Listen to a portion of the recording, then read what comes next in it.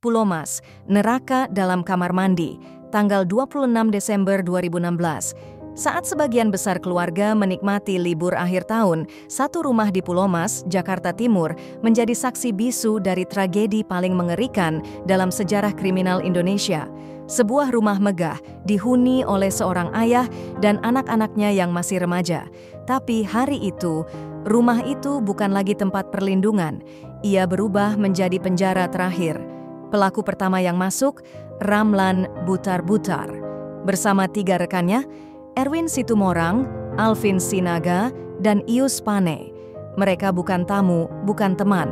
Mereka datang membawa senjata, niat jahat, dan rencana gelap. Ramlan menodongkan pistol ke sopir keluarga. Dalam hitungan detik, gerbang rumah itu terbuka untuk para iblis. Satu persatu penghuni rumah dikumpulkan. Diona Arika, putri sulung Dodi, baru 16 tahun, keluar karena mendengar keributan. Tapi yang menyambutnya bukan ayah, bukan keluarga, melainkan tangan keras dan laras senjata. Diona diseret, dipukul dengan gagang pistol. Semua dipaksa masuk ke dalam kamar mandi sempit. Dodi Triyono, sang ayah, pemilik rumah, baru saja kembali. Ia tak tahu, keluarganya telah disandera. Ia pun tak punya waktu untuk berpikir. Hanya satu kalimat terdengar, "Masuk!" Dan ia pun dikurung bersama mereka. Di satu ruangan, tanpa oksigen, tanpa cahaya, hanya ketakutan dan keringat. Kamar mandi itu sempit, tidak berventilasi. Berukuran hanya 1,6 sila 1 meter, tapi di dalamnya 11 orang dijejalkan bersama. Tanpa air, tanpa oksigen, tanpa harapan, mereka dikunci dari luar, ditinggal begitu saja, menunggu, perlahan mati, dalam kegelapan.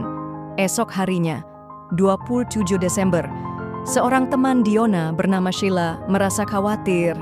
Diona tak kunjung membalas pesan. Padahal mereka sudah janjian untuk jalan-jalan. Sheila memutuskan datang ke rumah, tapi pintu tidak terkunci.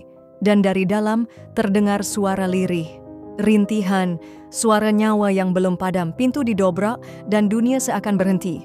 11 tubuh bertumpuk, tak berdaya. Beberapa sudah tak bernyawa.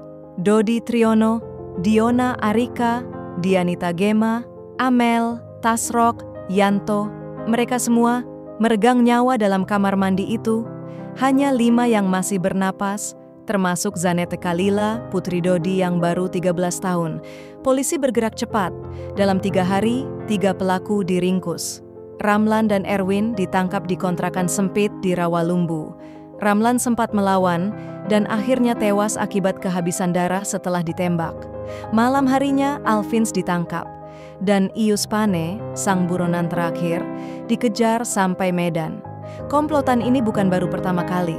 Mereka adalah spesialis perampokan, mencari rumah-rumah kaya, lalu menggasak harta tanpa belas kasihan. Dari rumah Dodi, mereka bawa jam Rolex, uang jutaan, ponsel, STNK, bahkan lembar uang Thailand. Tapi, yang mereka tinggalkan jauh lebih berat.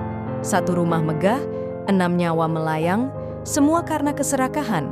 Pulau Mas bukan lagi sekadar nama wilayah, ia menjadi simbol bahwa kejahatan bisa datang kapan saja, bahkan di balik pagar rumah yang paling tinggi. Dan bagi Zanette Kalila, yang selamat di usia 13 tahun, kenangan ketakutan tentang kamar mandi itu mungkin tak akan pernah hilang. Kisah ini bukan hanya tentang kematian, tapi juga tentang kehilangan dan luka yang tak bisa ditutup oleh waktu.